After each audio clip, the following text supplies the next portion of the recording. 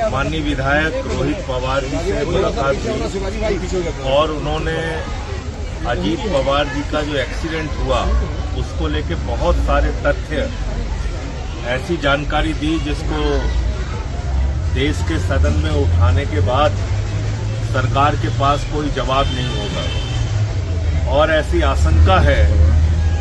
कि क्योंकि वो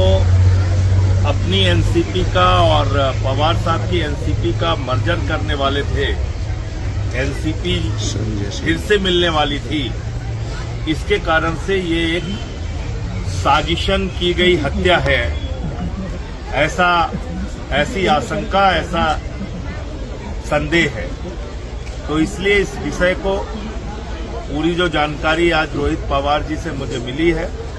उसका और अध्ययन करके और गहराइयों से उसकी पढ़ाई करके देश के सर्वोच्च सदन में मैं ये मामला उठाऊंगा और पूरी गहनता के साथ इसकी जांच होनी चाहिए। मैंने आज तक नहीं सुना किसी भी एक्सीडेंट में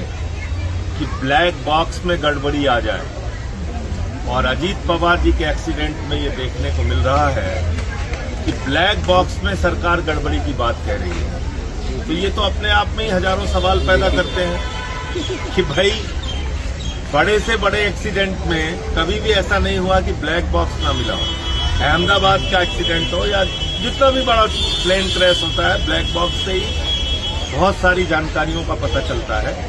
लेकिन इस मामले में कहा जा रहा है कि ब्लैक बॉक्स में भी गड़बड़ी है।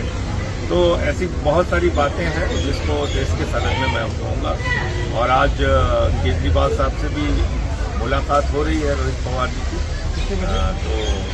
उसमें और भी ये जानकारी देंगे।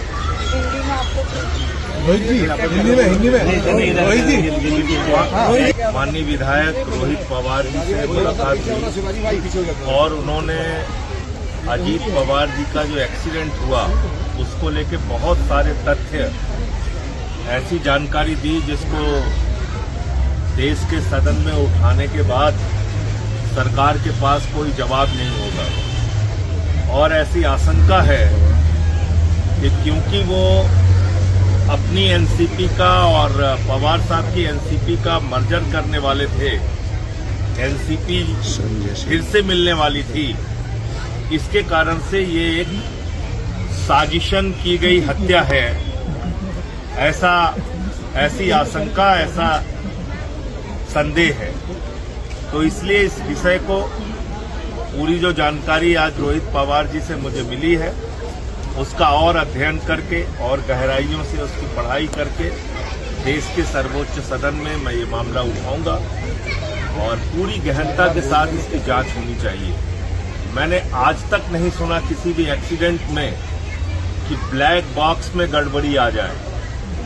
और अजीत पवार जी के एक्सीडेंट में ये देखने को मिल